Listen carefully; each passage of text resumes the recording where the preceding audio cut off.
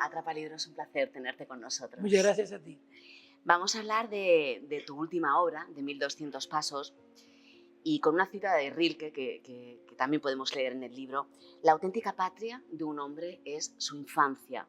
1200 pasos es una colección de recuerdos inspirados por tu infancia en el Tenerife de la posguerra. Y has ido hilvanando, ¿no?, esos recuerdos. Sí, son recuerdos, pero sobre todo son ficciones sobre recuerdos, lo cual me da más libertad para contar no solo lo que fueron esos recuerdos, sino también lo que significaron luego para mí. El recuerdo o la memoria es la fermentación de los hechos. Los hechos cobran un cuerpo distinto, son una metáfora distinta cuando pasa el tiempo. Ahora esos recuerdos, esa memoria, es también una metáfora de este tiempo. Podemos leer muchas citas que yo he ido anotando conforme la lectura del libro. El tiempo no cura los temores de la infancia y, como dice la canción que podemos leer, el tiempo vuela y nos vamos poniendo viejos. ¿Por ello acabamos haciendo memoria y sintiendo nostalgia? Yo creo que la nostalgia es una parte de la memoria, no es distinto que la memoria. Hay dentro de la memoria muchas fases, ¿no? La fase cuando ya la memoria es una ensoñación, ¿habrá pasado esto que está en mi memoria? O cuando la memoria es exactamente memoria y en materia de los historiadores o de las familias, ¿no?, de la gente que cuenta lo que le pasó.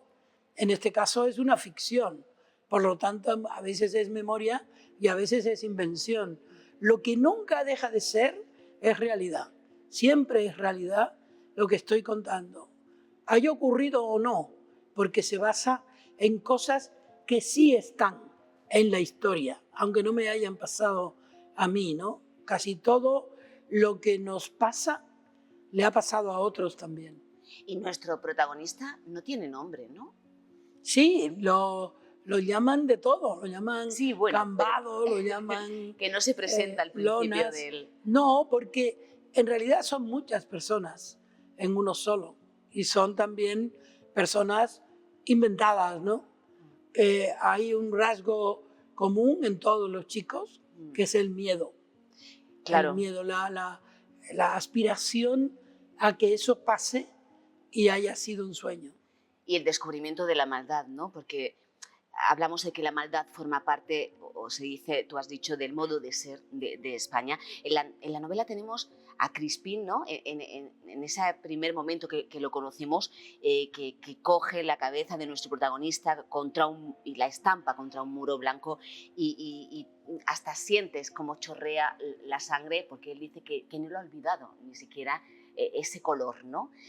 Y cuando vuelve a ver el muro, vuelve a ver esa visión de lo que sucedió en su momento. Porque las cosas que tú recuerdas, las recuerdas porque son inolvidables.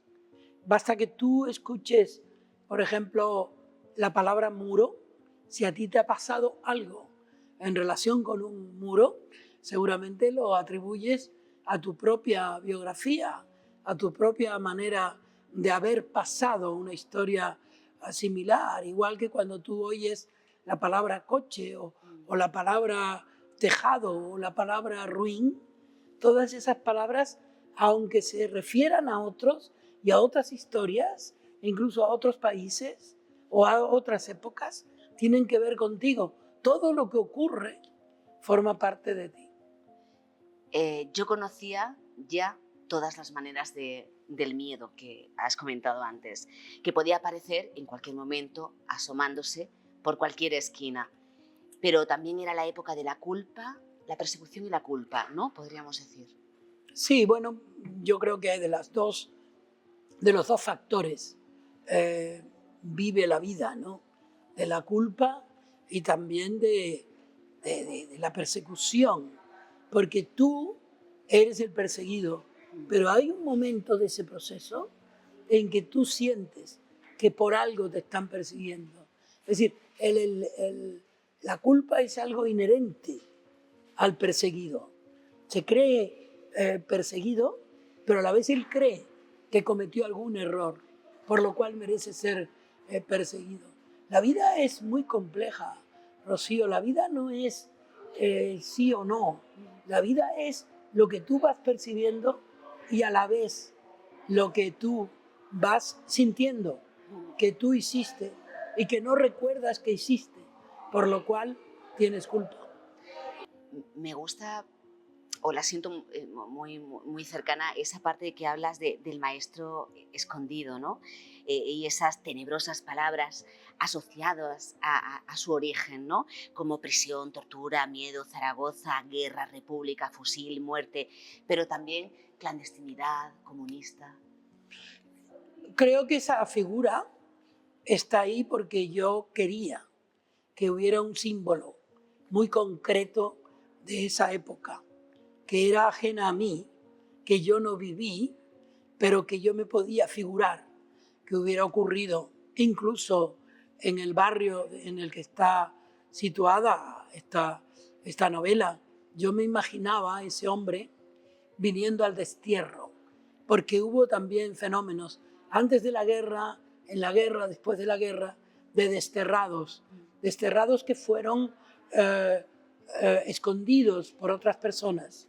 En mi familia hubo un desterrado que en realidad fue tomado por loco, porque era un perseguido político. Pero si se decía que era perseguido político, se preguntaba que por qué no estaba en la cárcel.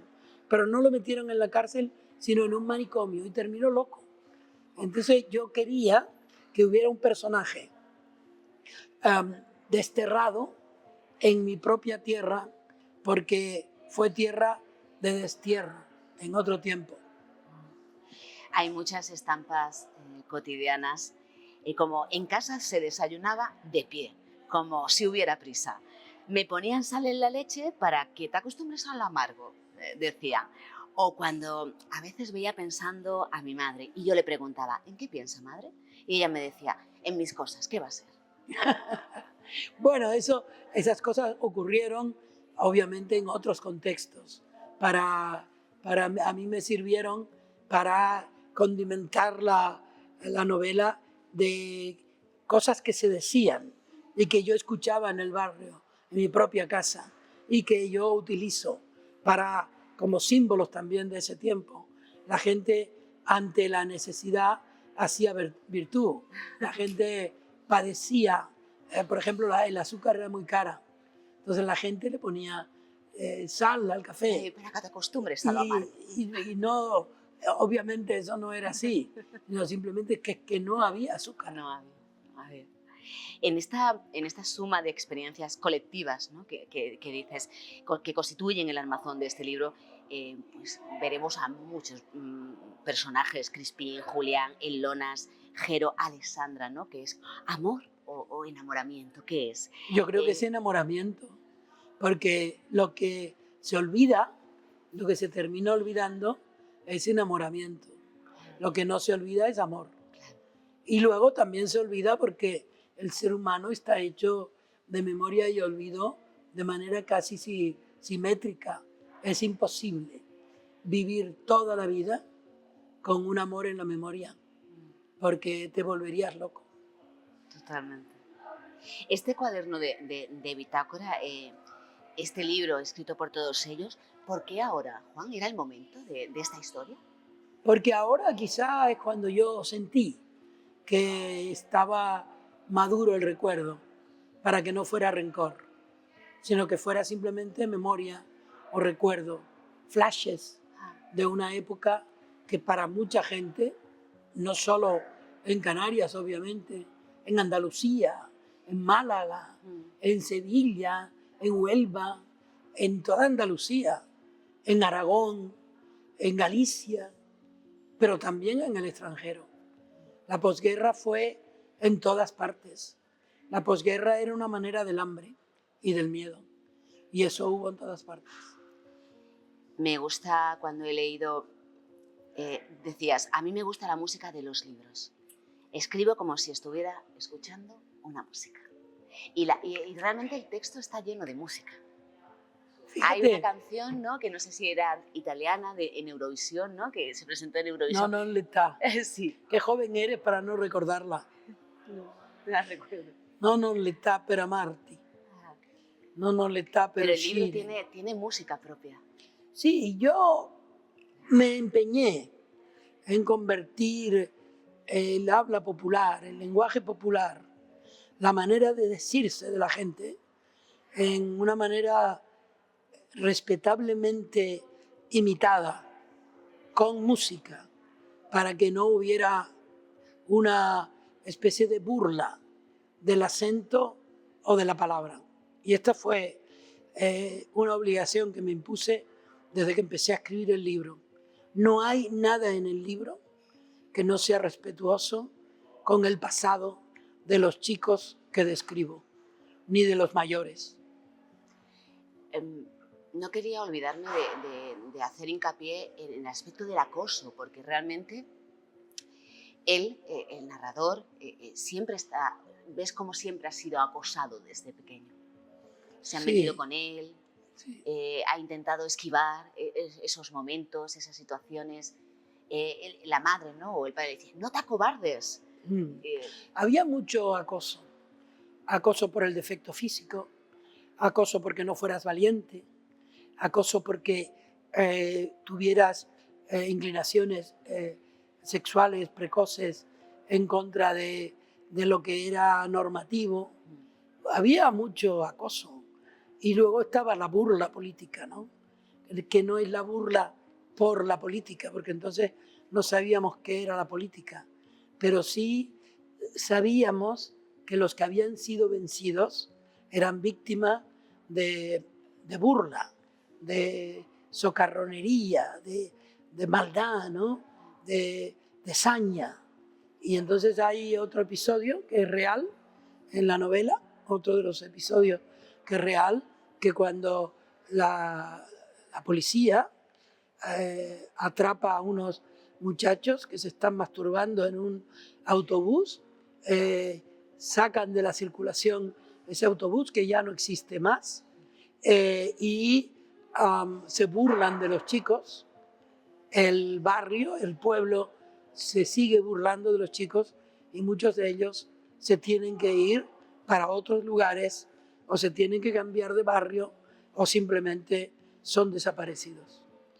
Vamos a ir terminando, Juan, pero me gusta esto de un adulto que da un ejemplo porque perdona, porque no guarda rencor.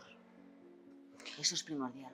Sí, yo desde hace muchos años trabajo en algunos libros míos contra el rencor, contra el insulto, contra esa especie de talismán falso que llaman sinceridad. Cuando alguien te dice, te voy a ser sincero, échate a temblar, porque lo que viene detrás es una manera de insulto. Y Juan, la última pregunta. ¿Uno tiene que mantener su niño interior siempre para seguir viviendo de manera más feliz? Yo creo que es inevitable. El niño que fuimos sigue con nosotros. Si creemos que lo que decía Rilke sobre la infancia es cierto, ¿por qué no asumimos que en efecto nosotros somos niños que caminamos como adultos? Pues muchísimas gracias por Gracias a tu ti, tiempo. Rocío. Un placer.